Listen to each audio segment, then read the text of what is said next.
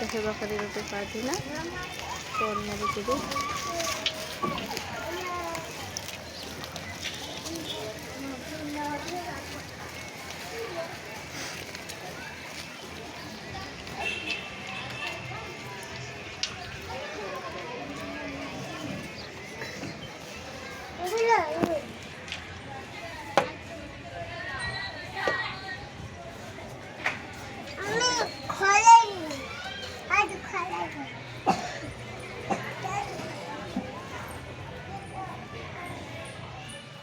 लोग सूरत में भी बकरी चरा रहे हैं। बोलो